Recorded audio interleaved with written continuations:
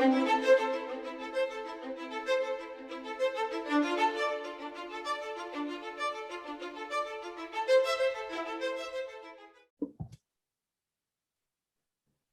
everybody. Welcome to the Sensei Showdown podcast. My name is Archie Thompson, and with me today I have a gentleman named Mr. Brian Antak.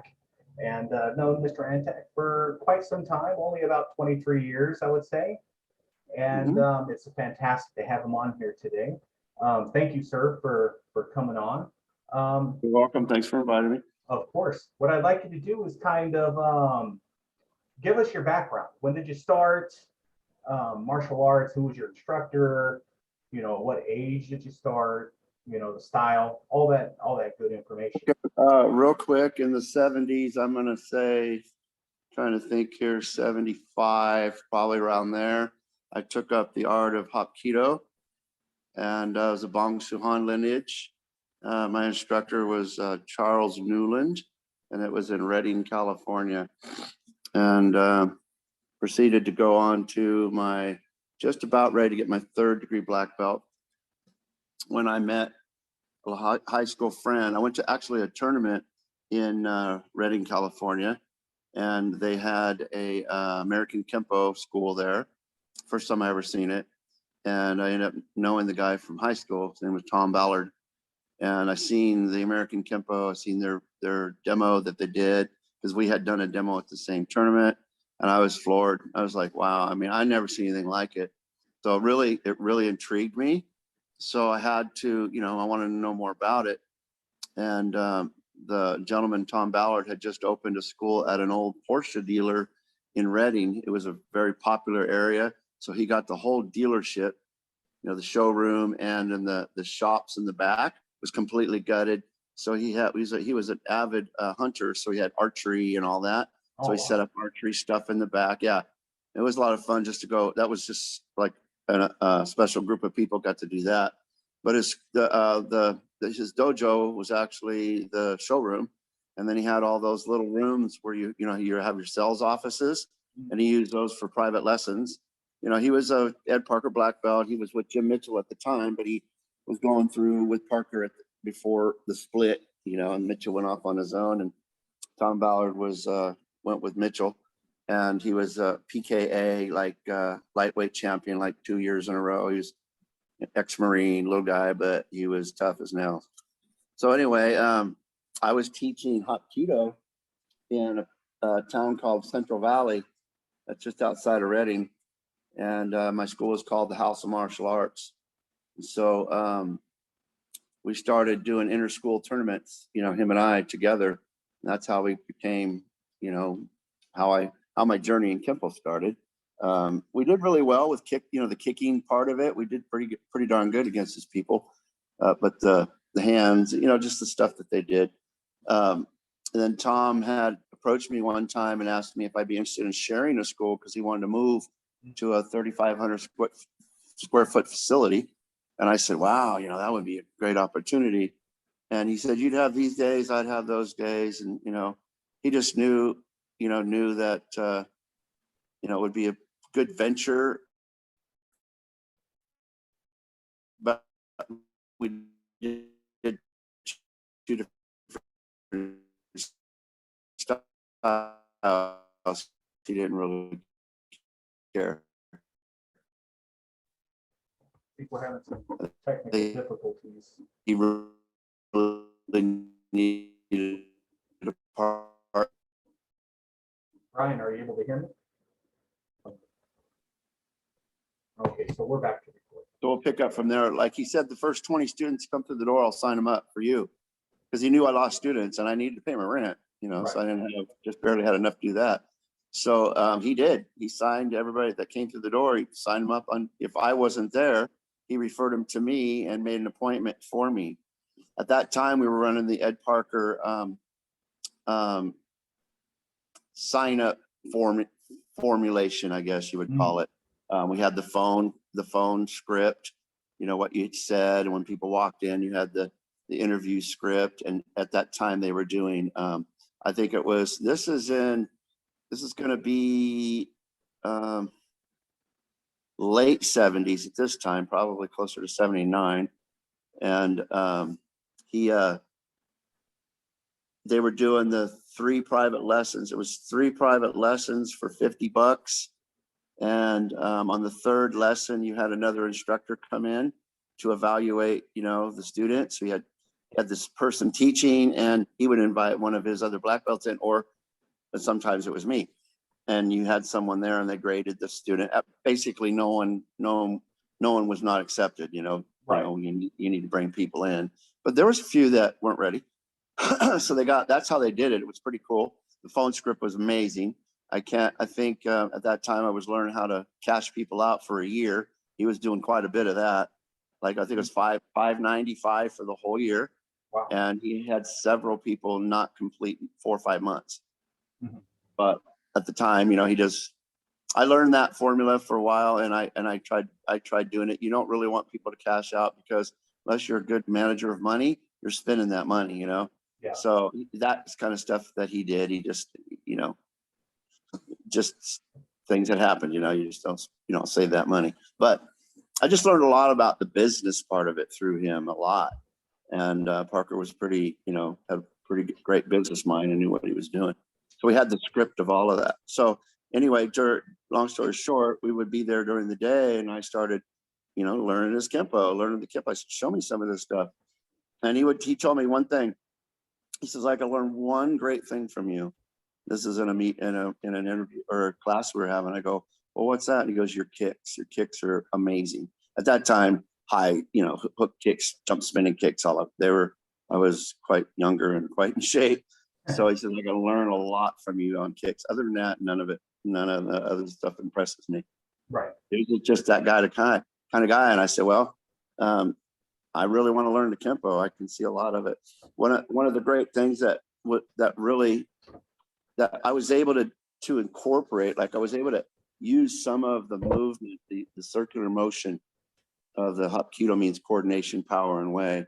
That's what the word means. And it's a lot of circular motion. So when I learned, when I saw the Kempo and I got more and more and more into it, saw the circular stuff of it, I was able to incorporate some of my Hapkido joint locks and things with the Kempo. So, I kind of played with that a little bit, because you have all those years in one style. You can see some similarities, or this would go great with a punch first and then a wrist lock or whatever. It was fun. So we played a lot of it complemented it. Yeah, it did. It really did in that formulation. And I just kept training with him, and met. I went to a few seminars with Mr. Parker back there. There was a few Kempo schools in that town, and so Mr. Parker came down a couple times, went to a couple seminars. In fact, the first seminar I went to, I was still in my Hapkido, and I was just starting to train with Tom, and I wore my Hapkido uniform. Just keep it like that, simple. And Mr. Parker said, I want to thank my Korean friend for joining us. And I'm like, everybody's looking at me. It was kind of weird, because some of the guys over there was a school. It's kind of like the Karate Kid. There was a Kempo school, and the guy was Alan Myrtle, and he was the biggest, great martial artist, but man, he was mean. He was, he didn't like anybody coming around was nobody, you know what I mean? Yeah. And Tom Ballard and him had really bad blood. So, and I was from his school. So it was kind of crazy, because his guys were looking at me like, who are you? But I'd already been training, so I knew some of the stuff. So when we were doing the training, they were like looking at me like, wow. But I'll never forget the kindness that man came over and talked to me while we were working out. And he knew Bong So-han. He was in a movie called Kill the Golden Goose. Him and Bong So-han. It was like I don't know if it was a D-rated. It was a pretty bad movie, but they had a movie together. So anyway, it was very, very nice. And I told him who I was training with. He goes, well, that's wonderful. And then we had, and I met him again after that. But Jim Mitchell was our instructor. Okay. And there was no bad blood. I know I didn't know the story till much later. I didn't get into all the politics, but everybody has a story, right? So so I didn't care. And Mr. Parker never said anything when I told him I trained with. He's very good, very humble. So that's how I got started. And once I got into the Kempo, I never went back. I always incorporated what worked in the Hapkido with the Kempo. and I kind of developed my own style called Hapju Kempo, which was Hapkido Jiu-Jitsu and Kempo together, because we had the Jiu-Jitsu together combined. And so I kind of formulated my own little style. But you know, I kept with the principles and concepts of Kempo and just stuck with the roots. Eventually, I just, you know, for promotional status and ranking and all that, I just went total Kempo. Okay. And So when did your journey take you into meeting Mr. Sullivan, Mr. LaRue, and becoming a part of the International Karate Connection? Yeah, I was a 5th degree in in Kempo with Mitchell and those guys. And actually, just before that, we broke off. And I started training with like Pat Salantri a little bit. I was actually going to his living room. That's where we trained. So when I called him, he said, "Yeah, come over."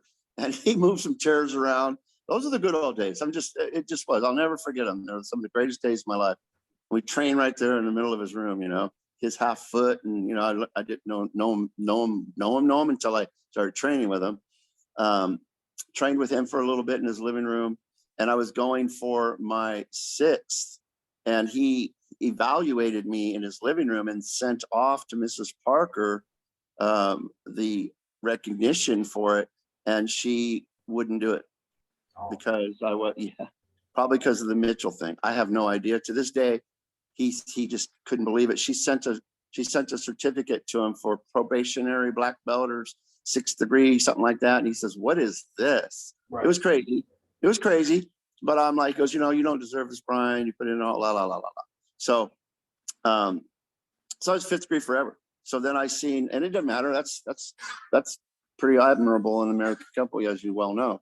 So then I was reading a Sports Illustrated, Black Belt magazine, and I saw their ad, and I knew who Chuck Sullivan was, but I didn't really know who Vic was.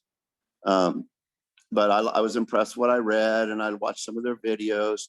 And I'm like, I like how this is just to the core.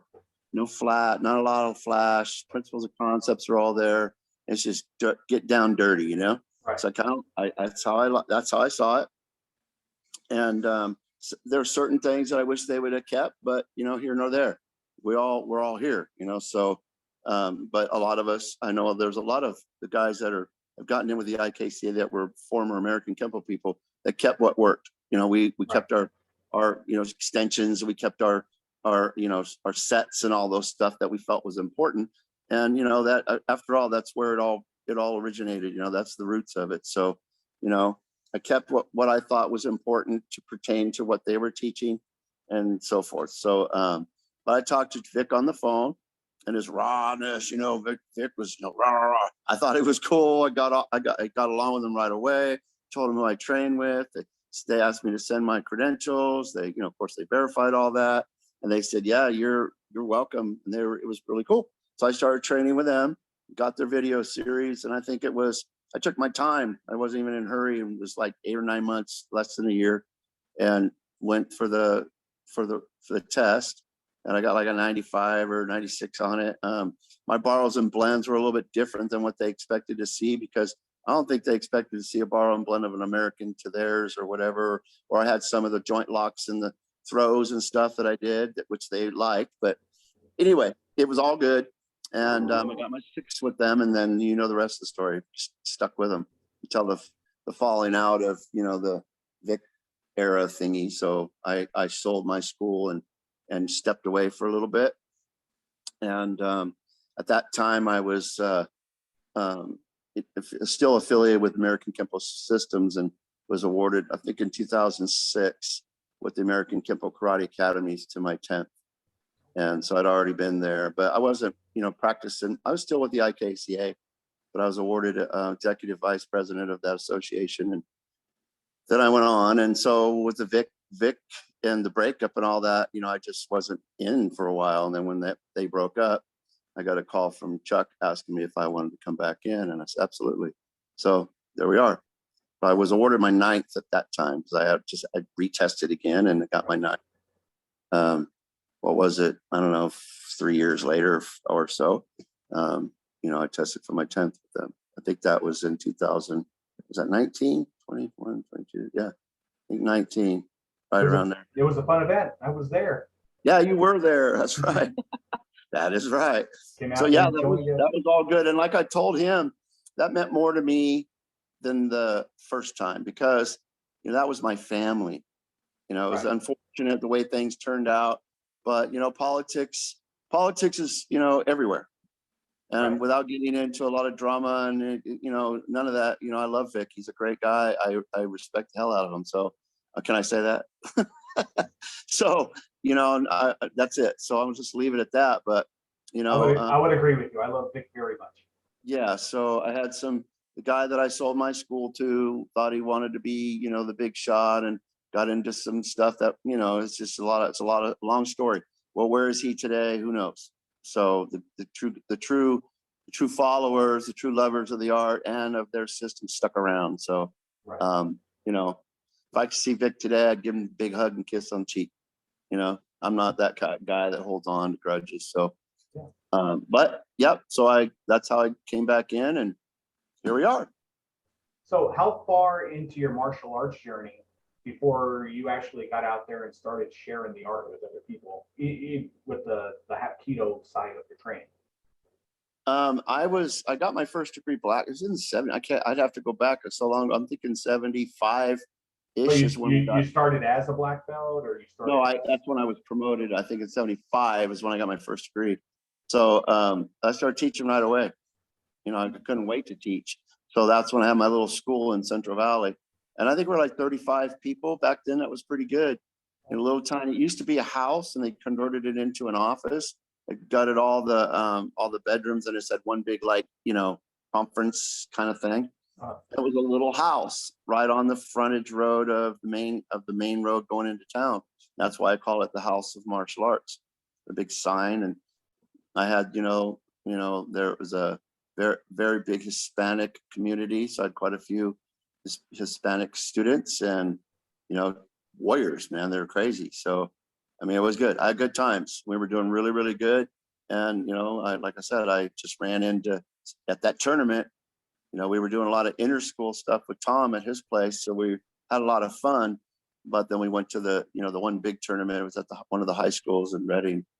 And I got to see their stuff firsthand, because just going to Tom's school, we were just going tournaments. I wasn't training with them, and they were just, going to the groin and all that stuff. And we weren't partial to going to the groin at the time. So whatever, but we had a lot of fun and a lot of respect for each other. And, I just had to, when you see something that you just can't do without, what I'm talking about. And that's what makes a good martial artist. I got to have some of that. That will improve my system. It would make the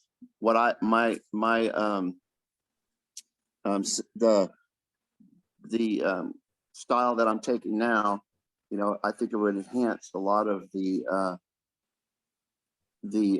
additional ingredients that it's missing. Say, for instance, like. I saw the hands were amazing, exactly. So we don't, as far as the Kempo hands and stuff, saw the hands, the parries, the checks, the combinations, all that. The kicks weren't there, I mean, they were there. Actually, at that time, there was a lot of high kicks and stuff, in his school. They did a lot of head kicks and, because they could, if they could kick the head, they taught you how. Yeah. But that's the only thing that kept me from not getting my ass handed to me, to be honest with you, was my legs were so great. They were very, very good. I could keep people away all day long. But that leg comes down, and if the timing's right, they'll get in. So I I respected them. So but I didn't have as much hands as I needed, even though Hapkido does train hand techniques, but wasn't nothing like it, what we have today. So I was loving it. So when I got to start teaching, when I was teaching more of the Kempo, it was easy transition to just completely go away from Hapkido. It really was. Okay. It was a transition, was no big deal because my eyes were open. I had tunnel vision for so long, but my eyes were open and I didn't get rid of what worked in the Hapkido. Don't get me wrong. We still do it today. The joint locks and the throws and, the takedowns, they flow so well. And if you know them, and if you've been in that before, you can see it, And if you've never had it and someone says, okay, let's do let's do like stopping the storm, for instance, and let's take that into a wrist lock or, a fulcrum or whatever, to show you how to take someone down from there. If you've never known or seen any takedowns, you'd be like, wow, that's cool. But if you've seen it before, real similar to some of those moves and circular motions, then yeah, you can see how, wow, I could do right away. I saw stuff that was badass, and this would go flow right to it. And I would share it with him, and he would like, yeah, that is cool. So, but for the most part, at one point in time, I just kind of dropped it all and focused 100 and 200% of my vision and ability to straight tempo. That's awesome. That's awesome. Yeah. As you know, I just took over an academy about 1.5 years ago, which was they had a Kempo base to them. They have Dojo forms that they were teaching. And when we made the changeover to teaching the Karate Connection and the American Kempo material, I made sure to let them know, do not forget what you guys have learned. Right. It's still a foundation. Now let's build on it. Right. Understand exactly what it is we're doing to generate our power and our distance and how to apply this stuff properly. And I think they were a little surprised when I told them that. I think they were expecting me to tell them to throw all that stuff to the curb. And that should never be the goal of an instructor to make someone forget what they've learned, but to enhance and to bring out, the good stuff that they've already achieved. Right. So there's so many different ways to show each discipline in the martial arts without embarrassing, without degrading them. Let's say, a good martial artist wouldn't do that. There's got to be something good. You try to find something good in everything, right? Right. But when I think the person that has had multiple disciplines and MMA basically mixed, done a lot of everything, and if they're really open-minded, they kept the good and got rid of the bad. I mean, it don't take long to see what's crap, excuse my French. Right. It's just there. You can see it. That looks, because you've seen what works and what's good and what makes sense. So I think that's, going into like a seminar, say, for instance, you're going into a Goju-Ryu seminar and they want a Kempo guy there just to go. Jeff Speakman, there's a great example right there. So, but you go in and, you like say, try this stance or try this block instead of that block, and little things, as I've done that many times. I never took away what they had because it was good. Right. It just wasn't fluent. It was more of a one step, wasn't right. a fluent motion, and just show them a few things based on what they did. And they were like, wow, that's cool. And never ever degrade what they did. I mean, the hardest I've ever been hit, and that was, we were doing a tournament, it was called Koshiki, and you wore the bubble over your head. It's full contact.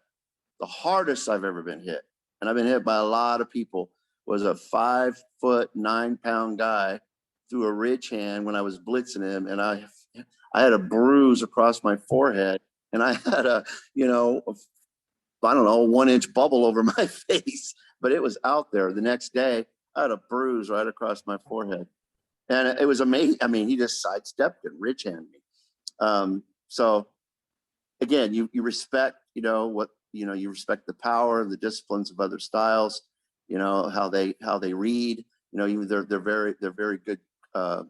What you would call it, a counter fighters, good defensive fighters. They're more that than they are offense. So just a little bit of a good trained individual, just study you a little bit and see how your footwork is. Once you get somebody's timing, if you can take their timing away, it's over, right? Exactly. You read their timing, they have nothing left. So anyway, so met a lot of phenomenal people and lots of respect. And never, I can't remember ever going into anywhere and giving my input and trying to insult someone ever. Try to bring out something that, well, try this, and it doesn't take much for a person that's really, really hungry and looking for something that works and that fits their needs to see the light. Basically, let's put it that way. they've seen it all and they've seen something there, and they're like, wow, that makes that makes too much sense. Why wasn't I aware of it? Kind of stuff. It's been around forever. Just, I think the science of the kinesiology and all that Parker put with the American Kipple just changed the whole, system. Right. It just changed it all. It was like night and day. So, and I think a lot of styles in particular have borrowed. I mean, we've all borrowed a little bit from everything, but there's a lot of influence of American Kempo in many styles. Right. You can see it when you're out there. First time I seen a Goju guy parry, I'm like, oh, where'd he get that? Because they don't parry. He did a parry block. And I'm like, okay, and I talked to him about it. Yeah, I got that from Kempo. Like, cool. Yeah. Yeah. So I think that's great. So we all learn something from everybody. The big thing that I'm getting from what you just said is just to have an open mind, no matter what it is you're doing. Even as, myself, I can only use as the example, 23 years, I learn awesome stuff all the time. It doesn't matter if it's a green belt up to 10th degree black belt. It doesn't matter. If it's good information, I'm going to store it away, I'm going to analyze it, and I am going to break it down in the best way possible so that I can share it with others and apply it to my own art. Would you agree with that? Right. So what are some of your favorite parts about teaching? Oh, I love seeing that's a pretty easy question. I love seeing people that come through the door with zero self-esteem, or there's some people that have come through the door and they're scared to death just because they're coming into karate school. I've had kids who sat out in the car, or the parents came in. He's a little nervous, even though he wants to do it. He's sitting out in the car. Bring him in, and then when they come in, well, my schools have always been very open and inviting, so family friendly. So we bring them in and get them comfortable, get them on the floor, and by the end of the class, they're opened up. They're like, yeah, I liked it. I just like the biggest rewarding part of it is seeing someone that has little to no self-esteem, and in a month's time, if they stick with it, their heads up. There's, you can see the confidence in their eyes. Their muscle memories be starting to develop. The coordination skills are starting to develop. They're doing things they never thought they can do again. The parents saying, I've never seen him so happy, or her, or whatever. I've never seen him enjoy something. And then they compliment you. I've been doing it 42 years, 43 this year. And I had parents come up to me and say, you've changed my child's life. And I'm like, very humbling. Sometimes it's almost tear jerking. I'm just be honest with you, because you're like, you need to hear that. Yeah. There's times where you're just ready to hang it up because nobody's really putting in the effort that you're putting out. You're putting it all on the table, and they're taking in 10% of it. Right. And you might have 100 students, and 4 of them are really getting it and trying it. The rest of them are just there to have fun. Right. And it's discouraging because that's not why you're there as an instructor. And I've never, ever had the opportunity to run a school full time, even though I've had some pretty successful schools. I'm an electrician. I'm not giving up that money. You have to pay me. I'd have to be really, really doing well in the martial arts, which I've wanted to, but I've been happy with the way it's turned out, so I've had good instructors, people that have been like proteges and followed the protocol and just, they could keep the retention in my classes. I never had to worry about people quitting because I hand taught them. So, but to see people change, women change, even grown men coming in. Yeah, I know how to fight. And in 3 minutes or less, they find out, no, I don't know how to fight. You know exactly what I'm talking about. They're like, nope, I thought I did. But until I seen that, I said, it's just science, man. It's just practicality, honestly.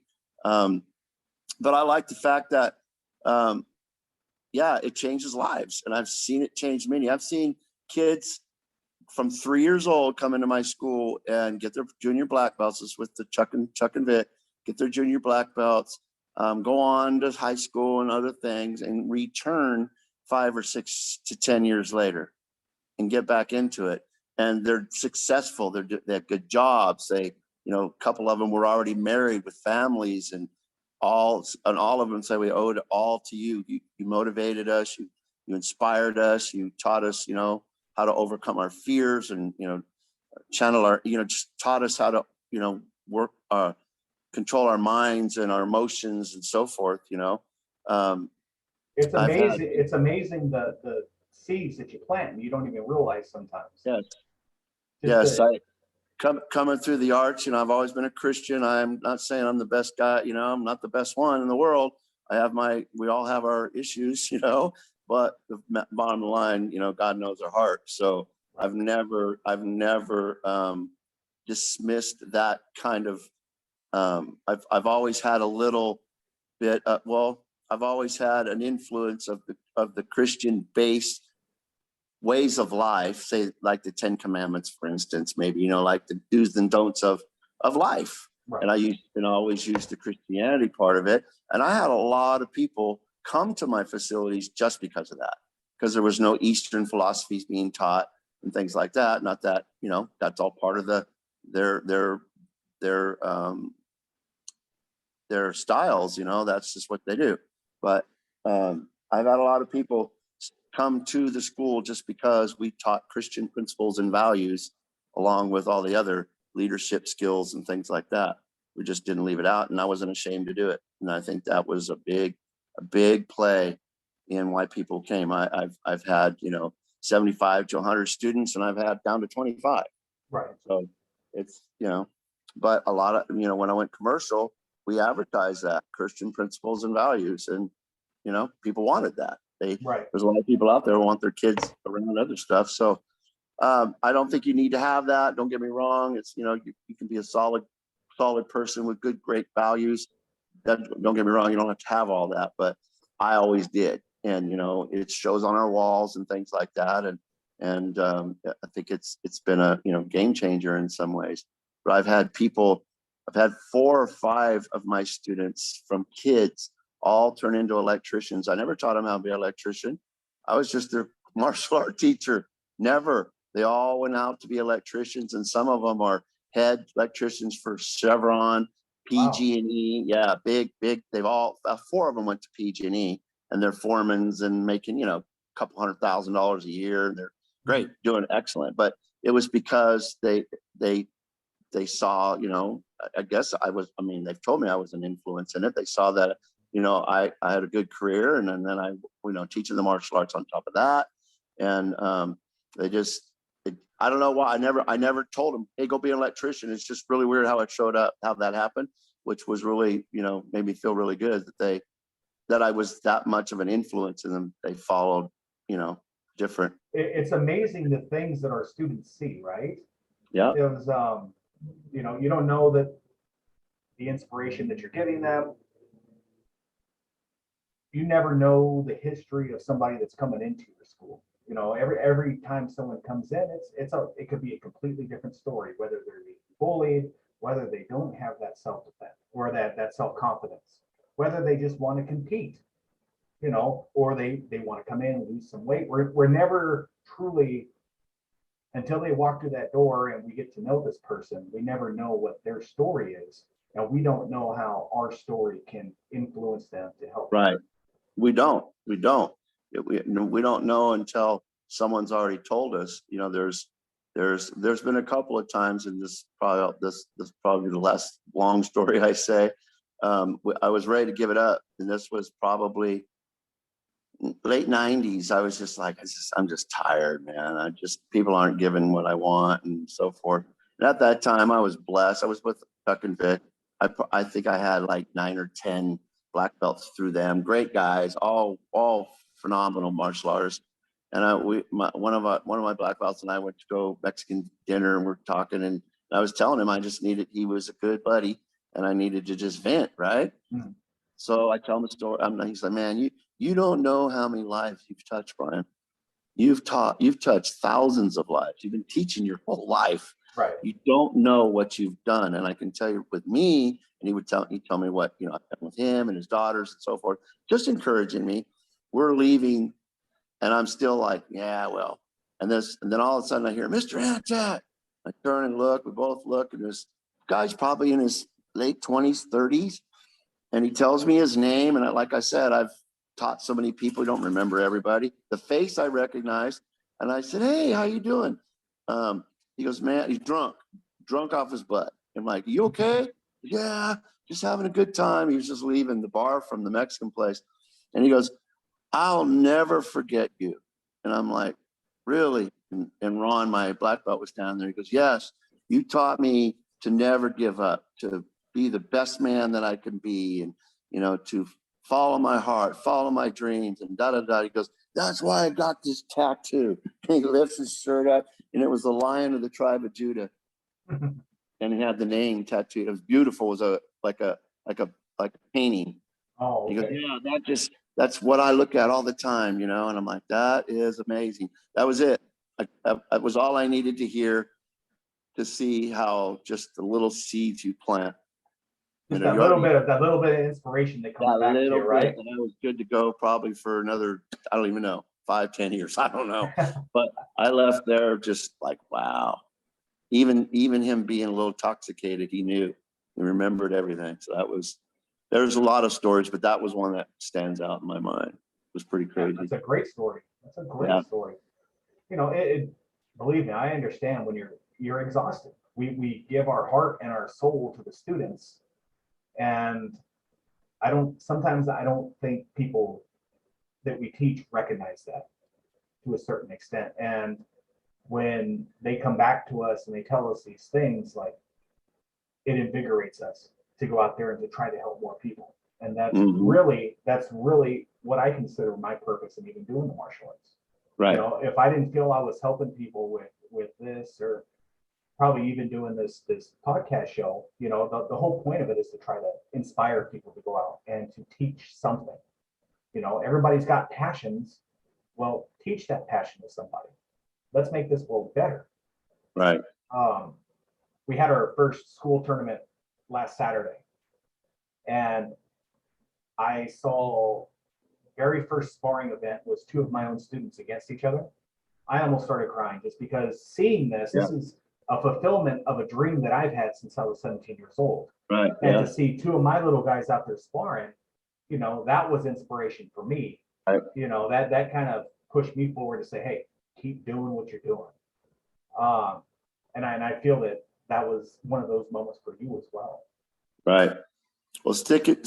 Anybody that's gotten into the arts and got their black belt and stuck with it, and we're giving back, like for, like 20 years, fifth degree, 20 years, 22 years, and it's a known fact that after fifth in the American Kempo system, pretty much, you've mastered the art.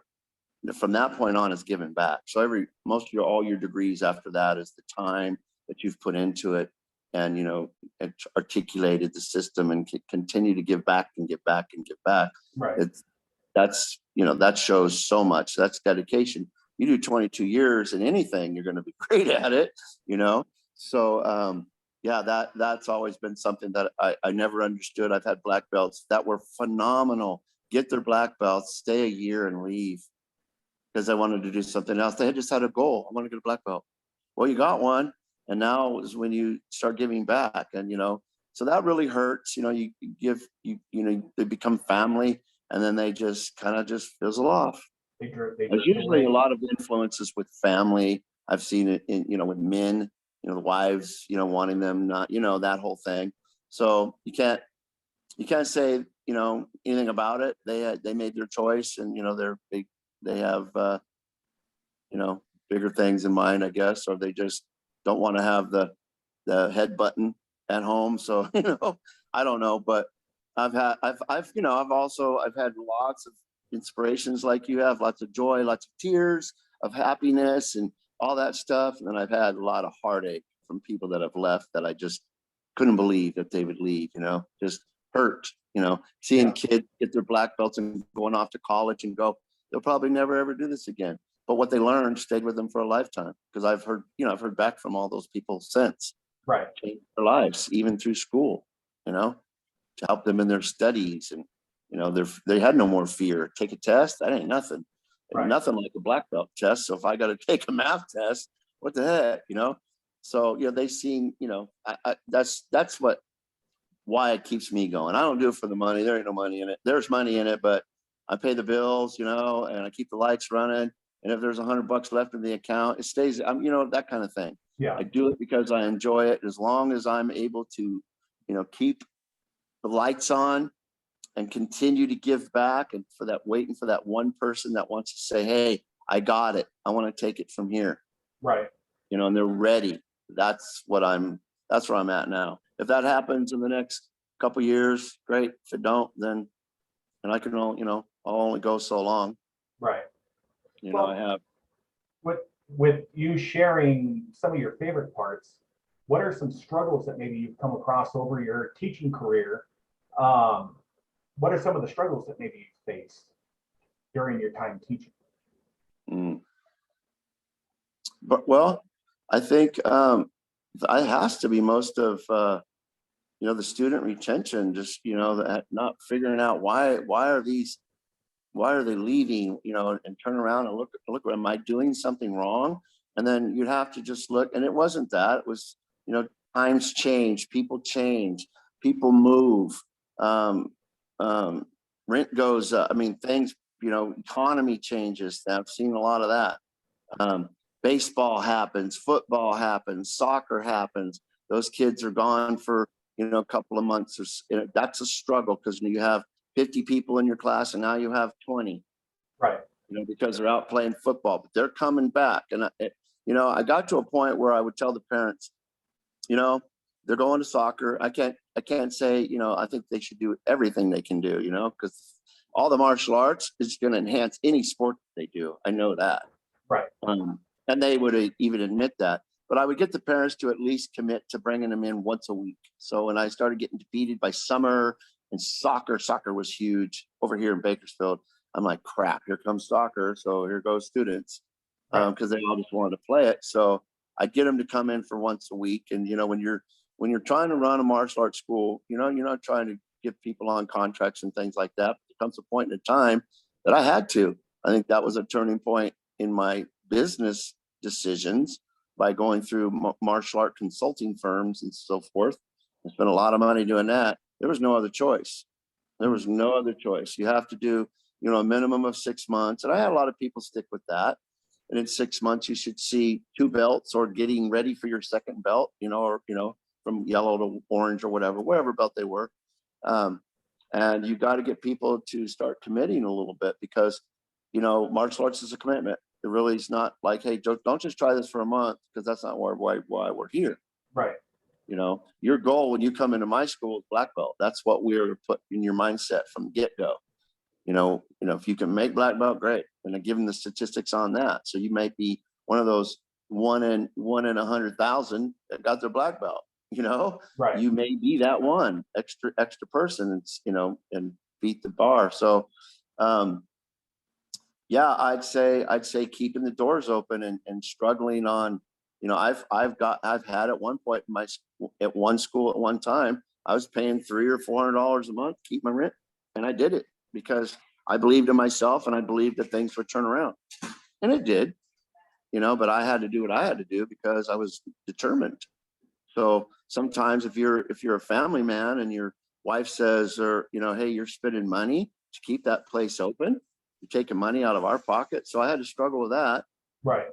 So, but it all turned around. It was all good, but trying to, you got that battle too. So it's kind of like, do I put groceries in my house or do I buy gas? Yeah. What's going on now, So yeah, that's kind of, I would say the biggest, struggle. There you go. For me, if I wasn't training, I was going to be, me would be training. Yeah. And if I wasn't training people, I would be training. Right. I wasn't going to stop. So another question I have is, how has your teaching style changed over the years? How's my what? Your teaching style. I think the only thing I can see that I've changed a little bit is being a little more lenient. Honestly, I've always been old school. You don't get no rank from me until you earn it, period. And I think I lost students because of that, because I had to really see, I had to be shown, I had to get out of that old school mentality that these people really are giving you the best. They really are. Yeah. You're just wanting more out of them, that drill sergeant kind of Right. mentality. But people that knew me. They knew that's who I was. And a lot of people would come because they knew I wasn't going to give it away. So they were going to earn it. So I've had to see myself change that way. See a child that really and knowing that they came in not having any self-esteem at all. And they've changed, dramatically. They just don't have the physical ability to be great at it. Right.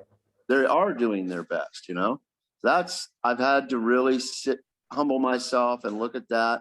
And I've had people, my old black belts, come to me and say, man, you've gotten soft a little bit in your years.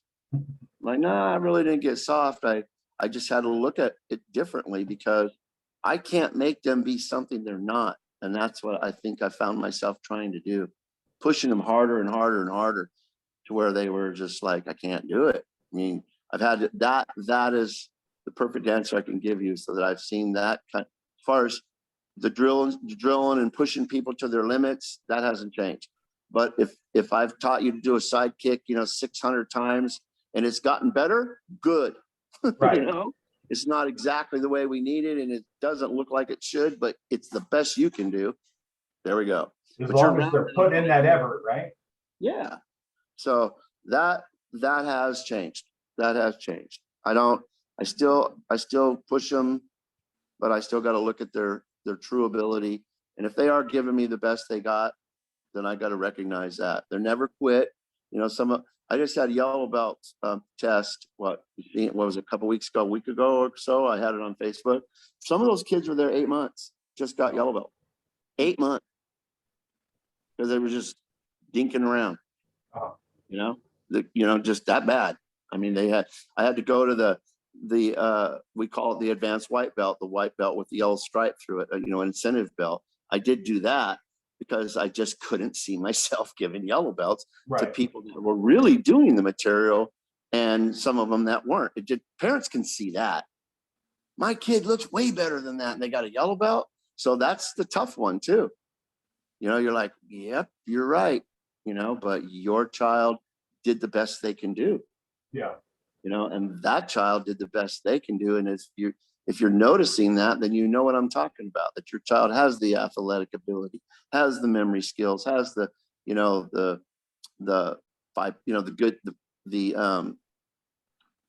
discipline, and the push from the parent. And that child doesn't have a dad, has a mom only. And I've had to talk to parents like that, and they're like, wow, I understand. I'm trying to be that dad. So you're a counselor, you're a mentor, you're a janitor, you're the freaking banker, you're the, it's the whole thing. It's crazy. And not too many guys can wear those many hats. So an instructor that can run his school and manage his school and do all of that and still be a great instructor, that says something. Right. There's some guys that can only teach, can't do it all. Right. When as always, we always evolving. We're always changing as martial artists and instructors.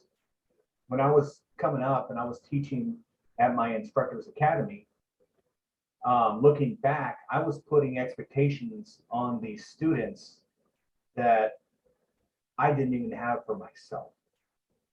I wanted everything. If you're going to go for yellow belt, I want to see perfect yellow belt for your test. Mm-hmm. And,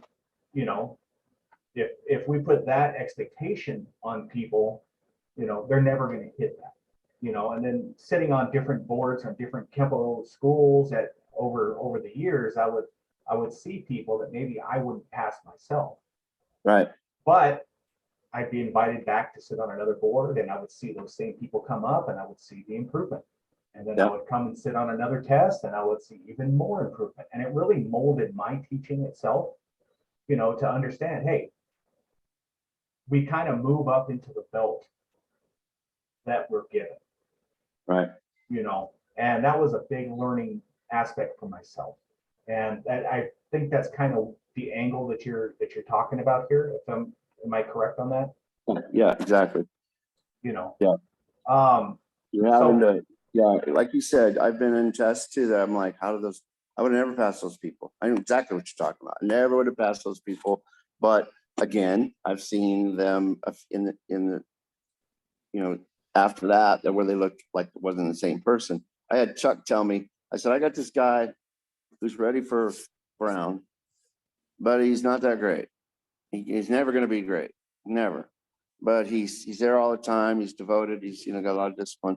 And Chuck told me, Brian, so I said, what do you do when a guy's ready for black, but she's not ready? He knows the material, but it's not that great.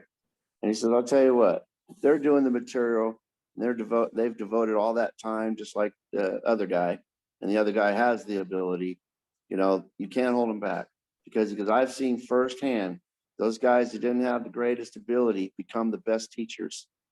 Right. Great teachers. They could explain it perfectly. And then they had students underneath them that could really do the material that got what he was saying and could actually do the techniques exactly the way it was supposed to be done. His inability to show it perfectly, they got it. You know what I mean? They saw it on other people. So they became great instructors, a lot of patience, and they were very verbally they taught the verbal skills were great. They showed people, explain it very well, so their terminology was great. And this guy was one of those. He took to school. After I sold it to the gentleman I sold it to, it failed within 3 months. It was going downhill, and this guy says, let me take it. And the guy had to. He's spending all the money. So I left the guy with like 60 students. Mm-hmm. And it was like, it netted like about $4,000 a month. And he was spending it because he was a roofer. His roofing business was failing. He was just spending the money. Yeah. So John Brand is the gentleman's name that took it over. And he brought it back up, and he kept that school there another 12 years. Yes. And some good people came out of that school that got it, That's awesome. So yeah, that's a good example. If you don't know, you just don't give up on people. If they're doing the material and they got the memory and they've got the motor skills and they're going from one to the next, and it don't look like, the ability, the natural ability or the athletic ability just doesn't look like it's, you know exactly what I'm talking about. Just it's there, but it's not, keep trying, but you got it, right? If they can go from orange to black in the master form and not miss a beat, it just doesn't look great. They're missing rotation, they're missing, centrifugal force, they're missing all that stuff, settling, things like that. They're just not doing it as well, but they're getting it done, and they didn't miss one beat. Just didn't look as good as the other guy. Right. That's because that's all they got. And you can't hold that person back for that. Right. Sometimes that black belt is all the inspiration they needed to start wearing a black belt and go, now I really got to look like one. Right. I got to buckle down. And if I want to be a black belt, I got to look like one.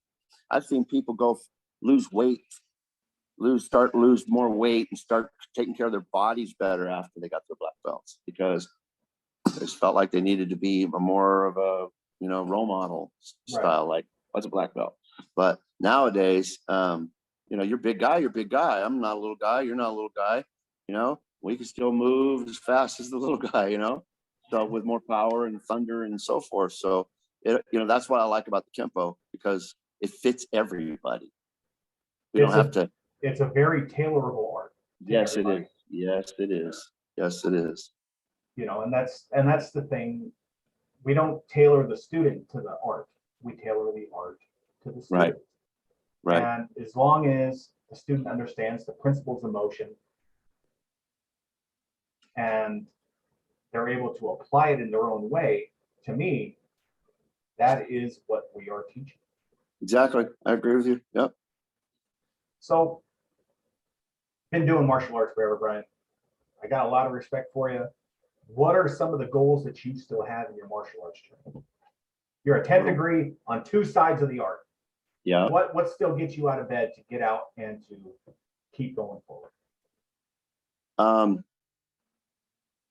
I would say maybe, man, that's tough. Legacy, maybe. I just want to keep going to leave a legacy behind and have people that have taken over. So I want to see people pick it up from where I took it and have that same drive and desire and keep it going. I think that's what keeps me going. I know that my body needs to keep moving. A body in motion stays in motion. That, definitely keeps me going. But there's days that I get off my electrical and I'm like, crap, I got to go to karate. I'm not going to lie. I'm sure there's a lot of people, they say they never said that. They're lying. I got to go to class. But once I step in that door, it's a total different mindset. Like, I'm here to be a mentor and a leader and to inspire people. That's what I'm here for now. So, then it picks me up and I'm good to go. But, I want to see people that I've taught, that got to their black belts continue it. I want to know that there's somebody, and there's been a few, but then they've even stopped. So you never know what your next generation is going to do, that's coming around. And I think that's what keeps me going. That's beautifully said. Just teaching for the sake Not of about teaching. me, it's about what I can give back. Mm-hmm. Very beautiful. So what are some, in kind of closing here, what are some words of wisdom you would have for a person? Maybe they're an orange purple belt, they're coming in and they have the desire to teach. What would be some words of wisdom for that person to encourage them to make sure that they're out there teaching and giving back? So you're saying from they're starting at yellow, they're yellow going into orange, or vice versa? Or just someone that has the desire at a very young rank, maybe. And what I know coming in, like when I first went into a martial arts school, to be an instructor, you see that guy up with the black belt in the front of the class. And when you first start, it just seems so unattainable. It seems so far away. What would be, you can have the desire to teach, but what would be something that you would tell this person to encourage them to say, hey, look, it is attainable. Get out there and just do it. Mm-hmm. You have any kind of words of wisdom for somebody that's aspiring? Yeah, well, like it would be just like when you first bring in a student, you say, hey, look, you're going to have your bumps, you're going to have your bruises, you're going to have your boring classes. That's all part of life. Everything about, nothing's ever, ice cream and cake, right? It never. So you got to learn to, get through those obstacles and those bumps in the road. And that's what martial arts teaches you, to set yourself up to make it in life, not to be a failure, to make it in life. So you start off just like I tell the kids, first grade, second grade, third grade, look at it like that. You want to go to the next grade. You can't wait to get to the next grade, and so forth. So if you put in the work, you put the work in, and you continue to keep a positive attitude and a positive mind, and do give it your best. Always be persistent. Don't give up. Don't never give up. And then you're going to make it to that next belt. When you get that next belt, now it's you're going to be fine tuning and learning the belt you just left behind. That never stops. So you're just going to get better and better and better. And one of the things I have to say that really, like the last belt test, I was at your place. One of the things that you said, I never heard it quite like that. So like I said, I've been doing this, double the time you have. And I went away with something from, one of my, brother black belts, so when you said, to your left is your past, in your front is your future, and to the right, what do you see? And they're like, nothing, because that's your future. So your past, present, and future. And your future is endless. You can do whatever you want, whatever you put your mind to. I sat there and I went, all this time, I've never heard it that way. Never heard it that way. Always heard it from the right to the left, where you wear the belt. Like sometimes we turn the belt to the right for the female on the left, that kind of stuff. But the way you put it, I went, wow. I mean, it was like, I said, I'm going away with that. And that last belt test, I took that terminology, and even the parents were like, wow. The kids didn't really get it, but I knew what I was saying. Parents knew what they were saying. And some of the kids that have a good mind on them, they're like, I said, whatever you want to do. Hopefully that's black belt. Yeah. in my school. Hopefully that you do go that far.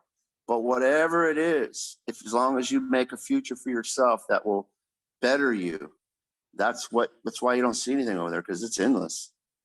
And that was a good one. So I take that and I will run with that for the rest of my life. It's all right. I stole it from some friends. Why not? I'm sure you got it from somebody. We all do, right? All my 5.0 buddies. Yeah, that's kind of what I thought it came. That's kind of where I thought it came from. That's. But anyway, no matter where it came from, it opened my eyes. It's like that, because it's kind of like that. I could teach one of your students something that you've been showing them for 6 months, and I'll teach them the same way, and they get it. Why? I might have said it different. I might have used one little term that they got it.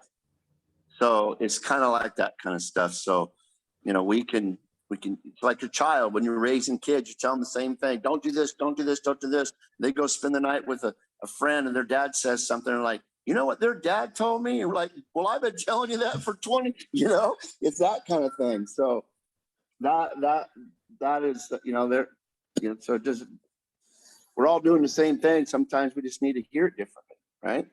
I have that experience with my youngest son. We'll try to feed him something. He wants nothing to do with it. He goes to a friend's house and they're serving it. And, hey, mommy and daddy, this is really good. You know what I mean? So sometimes it's just that other influence kind of coming in, and sometimes just the way we word it, and just about keeping that open mind.